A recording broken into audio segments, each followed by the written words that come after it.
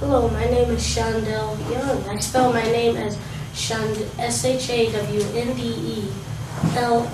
I will be interviewing today Deacon Leo Griggs. So let's get started. Let's get it started. My first question is, where were you born? I was born in Waterloo, Iowa. And where do you live now? I live in Cedar Rapids, Iowa. How long have you lived in Iowa? The major part of my life. I had a year or so I went to school in Kansas. And where did you go to school? All the schools that you went to, which places have you went to? Oh, I went to grad school in Waterloo, junior high, East Junior High, and I dropped out at East Junior High, and I finished my schooling at Kirkwood.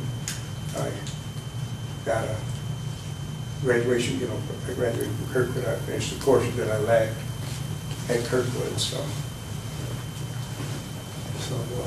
times were different, when I was coming up during the industrial years when the nation was being mechanized, I guess you might say, and there were plenty of jobs, and the young men were enticed to go into industry and,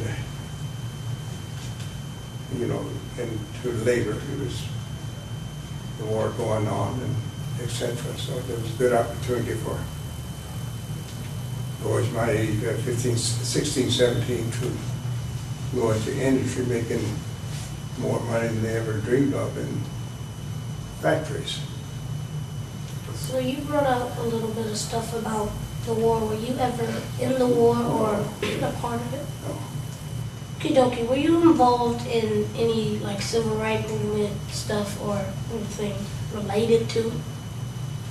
In civil rights, yes, we were involved in it. We used to have locally here in the city, in Cedar Rapids, they used to have demonstrations during the time. We used to go up to Ross's Steakhouse and have sit-ins and places about town that we worked with one of the local ministers of business, Leo Gibson, and wherever they had a couple other restaurants up the street from us which they didn't serve blacks, that we would sit in and let them know, that we were present. In most cases didn't, many of them didn't serve blacks in that day, such as bishops, needed bishops, and any other noted places that you could get meals at, maybe the hamburger stands or the Coney Islands, which they had a couple downtown. So that's basically where we would eat for an outing or A&W. These were places that you could just smack out. They had little hamburger houses around town that you could get meals at. So you were talking about sit-ins. What did you guys talk about during those sit-ins or speak about? Well, the conversation just went on between the people there. Normal, we just had normal conversation, not anything in particular. But the purpose was to bring attention to the fact that, we were blacks, so they say, and we couldn't get a meal at a downtown restaurant. You can work all day down there, but you couldn't get a meal there. And this is one thing we wanted to be noted. So how did the civil rights movement affect you in your life? Well, the civil rights movement, when I first came here, the civil rights was moving then. My brother-in-law, which is, he was a civilian at that time, but he wanted to swim in Ellis Park, and they forbid him to swim. And this called for the organizing of a NAACP, and this was organized under Mr. Leo Gibson. And they began, but before we could resolve the issue, he was drafted into service, and the issue was later taken up with one of the local ministers at that time. I think his name was Reverend Parks. His daughter, he had a daughter named Mary Lou Parks, I think.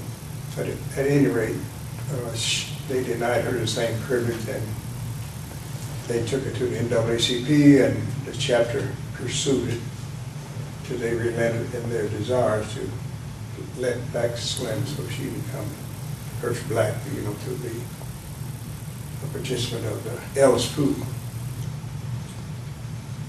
So what, a little bit more about the segregation and stuff like that. What was segregation like in that time when you were a little kid, and then also kind of describe your role of being an African American person during that time, just plain being an African American person. African Americans, basically they had their own little cultures, I guess, that we kind of catered to. The grown-ups had their clubs. I think they had criteria. And mostly our function was through the church or through the Masonic Lodge or through your local church. And then there was a restaurant or two, a restaurant that's blacks on down on the corner on 3rd Street. There was a pool hall. So for all of our activity was mostly centered in the black community, because the kind of treatment many of the places would serve you, but with such a negative attitude. It wasn't sound to be caught there at the wrong time, especially if you drink or something like that. What did you do back then for entertainment? 'Cause I know they didn't have really a lot of things to really do besides like helping run farms and things like that. But what did you do for entertainment? Well, they had the Chain Boy Community House was the main source of athletic entertainment, or physical entertainment. They had ball teams and Golden Gloves. These are some of the activities they had just for in the sports area. And the basics of others was put on by the lodges. We say the Elks Lodge would put on some entertainment, some types of entertainment for the entire city to be involved in. It may be something brought in through the Masonic Lodge that they did. And they had little groups that kind of fell by the wayside as things got better. But and many times, they would gather and go to Iowa City because they brought in a lot of live things there that they didn't have here. So a lot of our entertainment was betwixt the two cities. But it being in college town, much better treatment for students and everything. So there was a greater making a welcome in their area than it was in ours. We didn't have a lot going on beside that. Sometimes they would bring in big bands, and it all depends on what you like. Everyone didn't like that, so that in the community they brought these in, but the churches brought in much activity. And most of our activity was brought in through the churches. But they brought in, things like, I think they had, I can't think of his name, but they would have him here. It wasn't for just blacks, but the entertainment was that they did brought many black artists in the city. Nat King Cole, he brought in our day locally, and before he was, received a big name, but he couldn't stay at the hotel. He had to stay in the black community.